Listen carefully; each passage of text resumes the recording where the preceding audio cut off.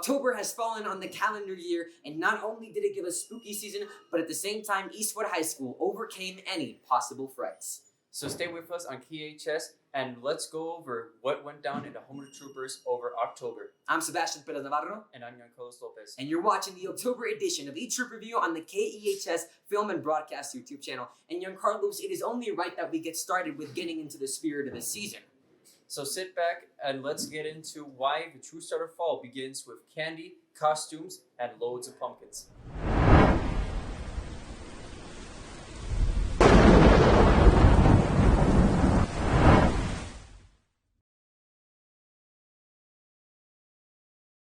Here at EHS, Halloween is a very popular holiday, with students dressing up and giving out candies. Now let's take a look at our Eastwood Troopers to see how long they've been dressing up and what their favorite costume is. I've been dressing up since first grade, and my favorite costume was when I was in third grade. I was a sock hop. The wearing of costumes at Halloween may come from the belief that supernatural beings or the souls of the dead remain on the earth at this time. Now let's see if our troopers go trick-or-treating and what their favorite candy is. I usually stay around trick-or-treating 6 to 10 or 11 depending how cold or how many houses are dead, and my favorite candy to get is Left Twix. Everyone has a different preference in candy. However, the one that snacks first place is Reese's Cups, with being loved by most U.S. states. Now let's check in on our troopers to see how they're feeling about the overall Halloween holiday. What I like about Halloween is the dressing up and seeing all the Halloween decorations at school and at people's houses. Halloween is loved by many, not only because it brings families together, but because you get the chance to dress up and have fun in your costumes. What are you dressing up for this Halloween? This is Kaylee Torres reporting for KEHS News, signing off.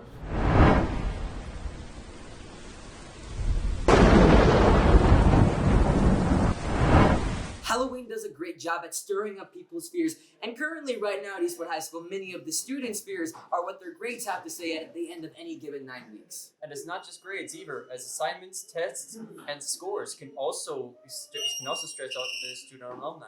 Fortunately, Sarge comes to the rescue. Our beloved trooper started an organization which students can get help with assignment and even upcoming tests. Let's learn why Sarge's study hall is worth the time.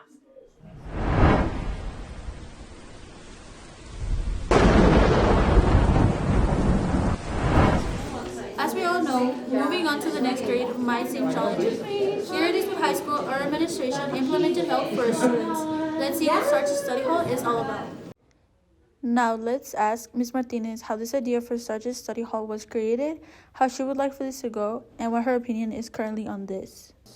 So it's not a new idea. I've seen it on other campuses, but we used to have a writing center, and we even had a math center, and it was a place for students to go after school or during the day to get help.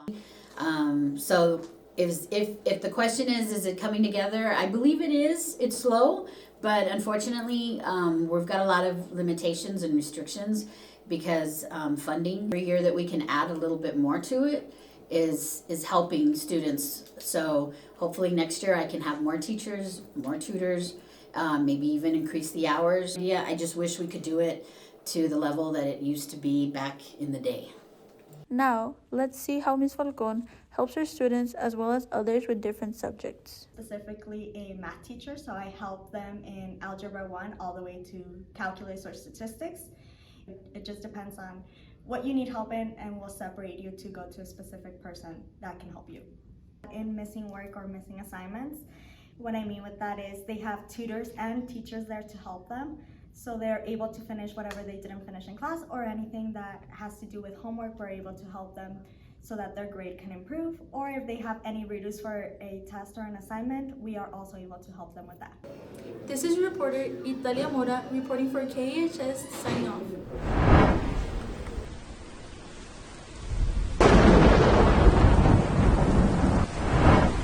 It's awesome to see how many students appreciate the aid that EHS has provided to us this year. And it's no secret that Eastwood High School has one of the biggest student populations out of any school in the region, but with that comes very differentiating ideals and thoughts from Carlos. And one of those ideas became very evident as Eastwood High School entered a 2-week intercession in the beginning of October. A break is always welcomed. However, that 2-week intercession came with a now 4-year calendar change that was made to shorten the summer and add breaks in between. The only question is, how are students handling that? Let's go and hear from the most important voice in our school, the students, and see how the change has been welcomed.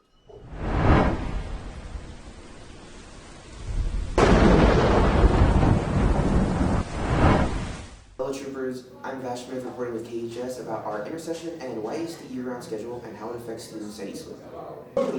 Some of them are a bit extreme, I think, since we come back earlier, the October break helps, but since we only have a shorter week when we come back from October break, we only have 7 weeks, and then when we come back from the other side for the second semester, it's a longer time period. There's about 4 weeks of intersession throughout the year, which is provided for students who may need extra help, whether that's for credit recovery or just tutoring in general. It gives me an opportunity to catch up on paperwork for the previous 9 weeks, but it also gives us an opportunity to work with students who might need some intervention. Throughout the year, there's about 3 weeks of intersession provided for students who may need extra credits or have attendance issues, and they can show up and do what they need to do. The schools at YASD, including Eastwood, have a 2-week-long autumn break, but take away a small part of the summer break, which is different from many other schools throughout the country, which just have a longer summer break, but no autumn break. So what it does, it gives everyone a break every 9 weeks. So after, some learning and things that have been going on, as long as you're doing what you're supposed to, you get 2 weeks off.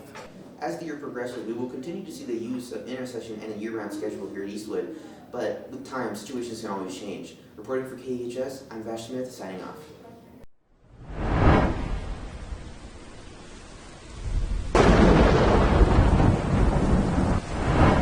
Even though we were on a 2-week break, it didn't mean that El Paso's finest athletes really got a break in between. This October, the wrestling and basketball divisions of Eastwood High School have started a new chapter in their astonishing history. Let's first put the spotlight on wrestling. Coming back after winning both men's and women's state championships, it's easy to say that their winning spirits haven't gone anywhere.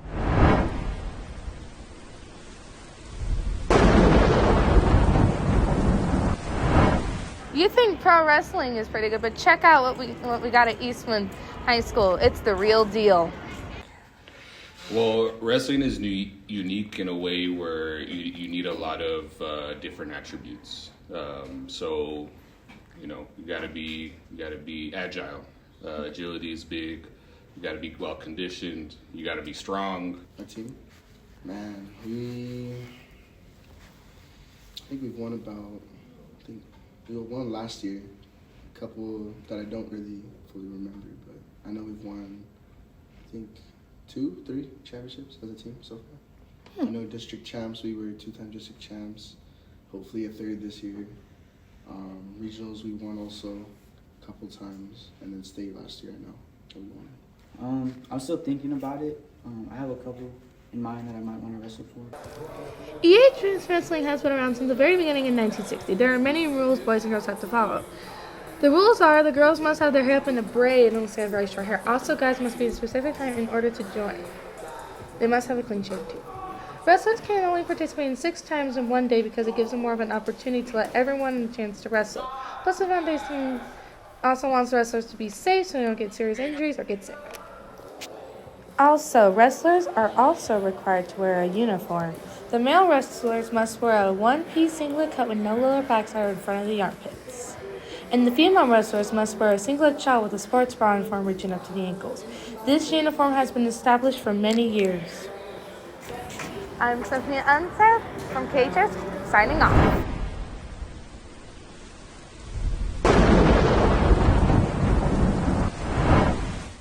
Wrestling isn't the only sport in the spotlight this October, as the basketball division have also won a state championship in 1975. And that title still looms large to this day and serves as a great motivation to today's basketball athletes, young Carlos. Let's go see how the basketball squad has been doing this year and how they feel about the upcoming season.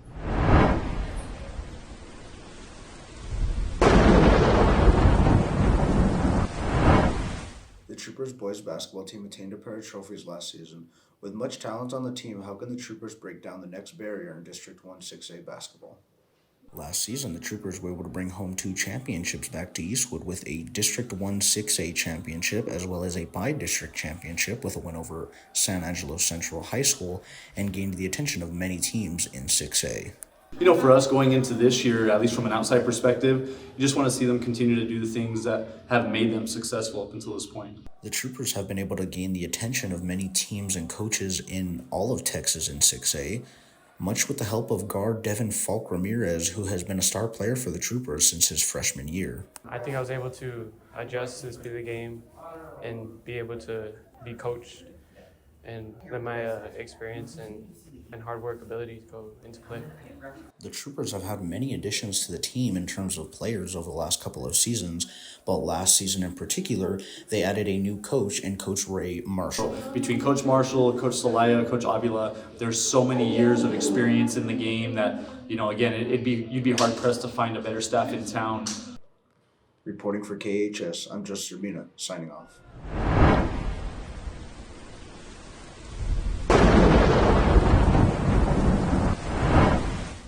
Believe it or not, athletics aren't the only thing occurring this October, as for the second year in a row, Eastwood has reignited a festive tradition. However, it was the week after we came back, so it meant that organizations participating in Troop or Treat really needed to hustle. If you didn't get the chance to participate before, well, now you can take an exclusive deep dive.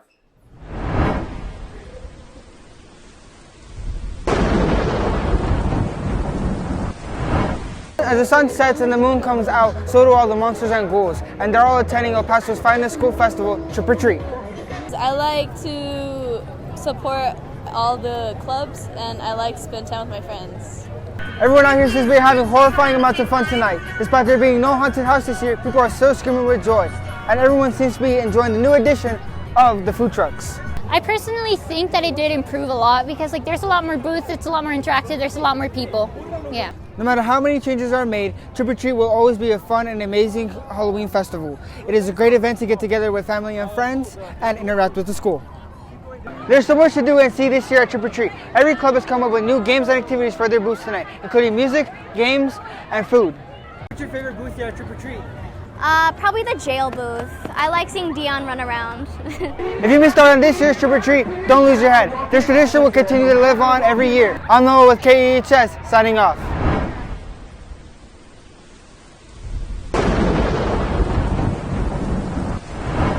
October brings a change into how many see the season. However, the thing that's subjective is that change was felt in our environment. We usually expect to see a cold trend during this season of the year, so let's get an update on our bipolar city climate.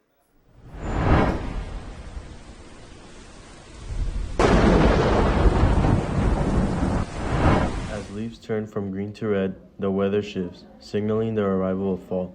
We asked two of our classmates and Ms. Robles on how they deal with the weather changing, but before we start, here's a weather forecast of the week for the spookiest time of the year.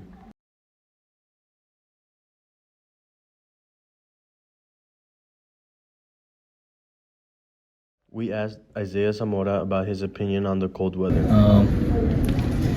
Well, it's nice, man. I can wear whatever I want. Today's PJ day. Wear whatever I want, comfy, just chilling. We then asked Ms. Robles whether she enjoys hot or cold. So I prefer the fall, kind of when it starts to get a little cold, better than the summertime. So I like when it starts to get chilly and you can bring out your sweaters, but not too cold. So just right at that fall time, like November, late October time. We proceeded to ask John Delgado what he usually does when the weather gets colder. When it starts to get cold, I like to invite my friends over, get a little pit going and just kick it back. Yeah. Reporting from KEHS, this is Higinio Balerama signing off.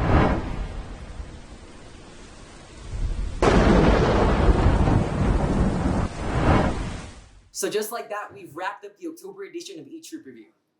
Thanks for joining us on the EHS YouTube channel. My name is Giancarlos Lopez. And I'm Sebastian Perez Navarro. Make sure to check out more videos on the KEHS Film and Broadcast YouTube channel, and make sure to subscribe. We'll see you next month. We're over and out.